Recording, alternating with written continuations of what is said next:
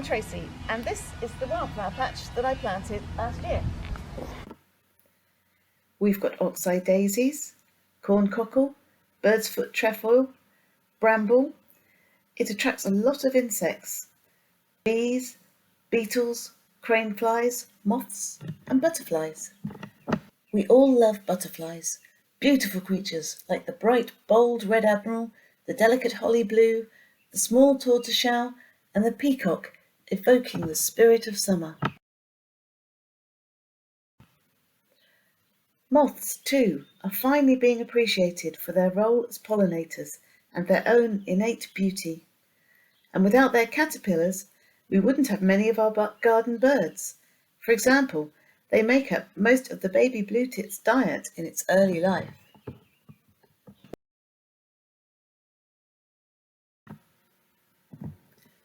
There is a growing awareness of the need to provide a variety of flowers throughout the year for pollinators. Favourites include wallflowers, buddleia, and lavender.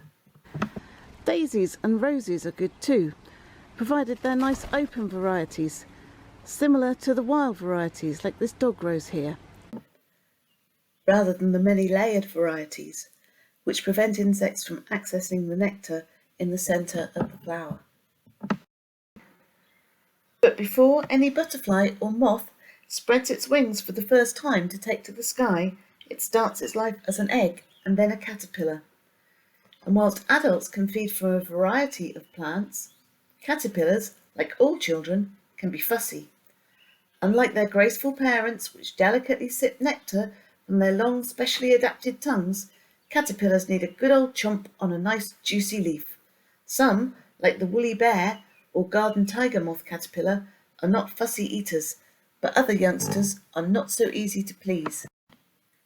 The orange tip prefers to stick to plants in the cabbage family, like cuckoo flower and garlic mustard.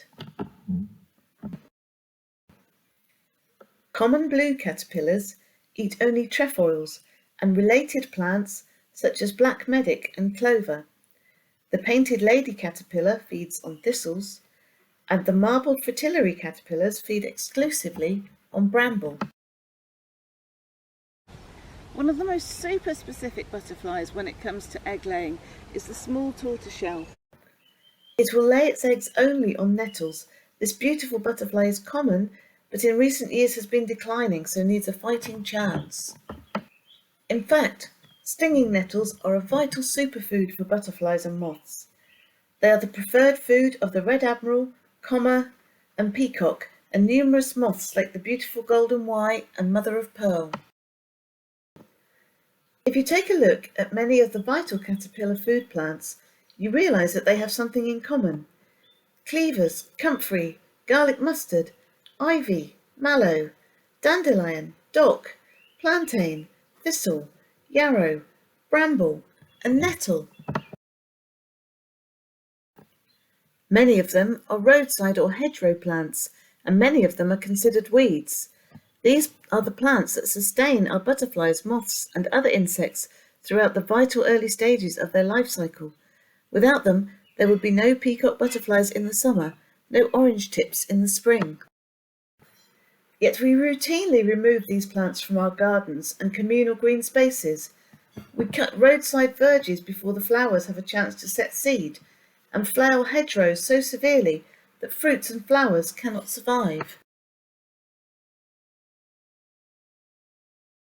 Here in Oxfordshire, we have seen a lot of development, with new warehouses and housing estates using up more and more of the countryside. Because of that, it's more important than ever to make the most of every green space that we have. Road verges and hedgerows can provide vital corridors to allow these pockets to connect. We don't have to leave every weed intact and every hedgerow uncut. In fact, the best thing for butterflies is a large sunny nettle patch, like this one in Drayton, rather than scattered nettles all over the place. Variety and balance is the key. We just need to resist the urge to tidy up every corner, to pull up every weed.